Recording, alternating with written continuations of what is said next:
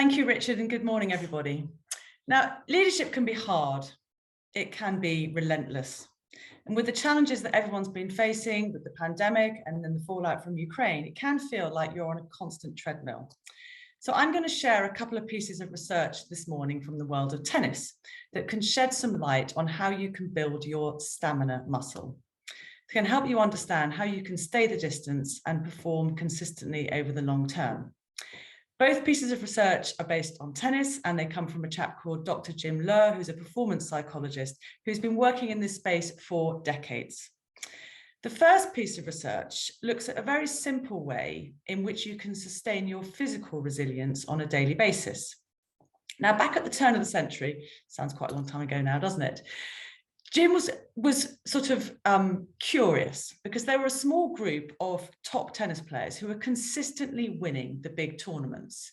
Now, those of you who know your sport will know that at the top level, the margins are quite small, particularly in a sport like tennis.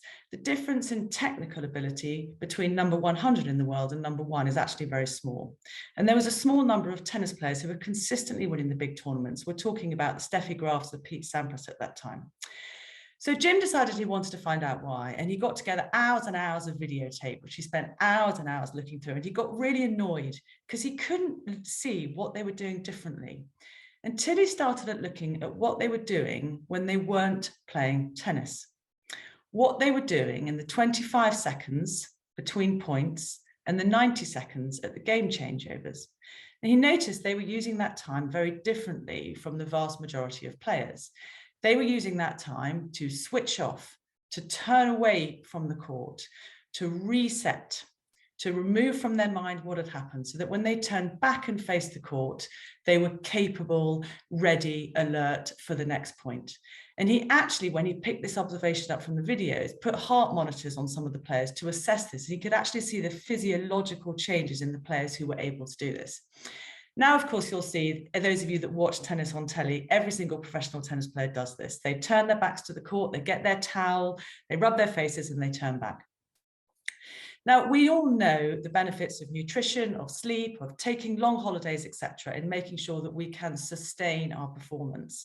But this sheds some really interesting light in some of the things that we can actually do on a daily basis, trying to give ourselves what are called micro breaks.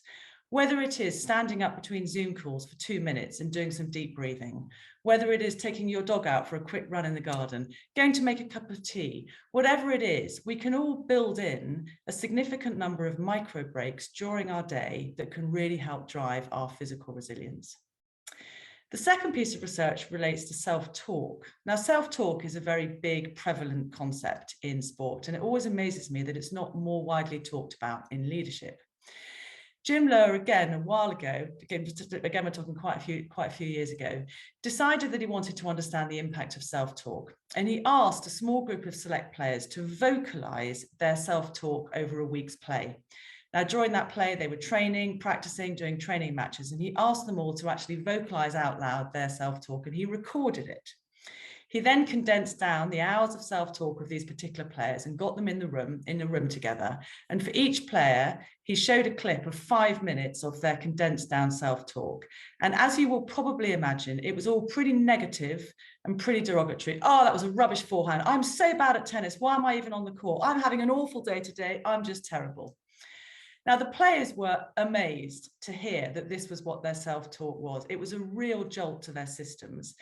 And Jim used this to get them to start thinking about how they could turn around that self-talk for it to be much more positive. I didn't quite follow through on that forehand. I know I'm a good player. I just need to work a bit harder. They're doing this particular tactic. I need to adapt. So he got them all to start thinking about and then practicing how they could turn around their self-talk.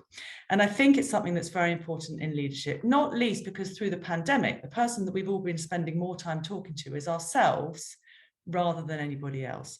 Be conscious and be aware of the conversations that you're having with yourself, and try and make sure that that self-talk is positive and helpful and can sustain your performance rather than being negative and something which takes away from your performance. I'll be sharing these lessons and a whole load of other research and stories and some fresh stories in a book that's coming out next year called Stay the Distance, the lessons from sport that leaders have been missing. And thanks, Richard, for giving me an opportunity to just share these two today.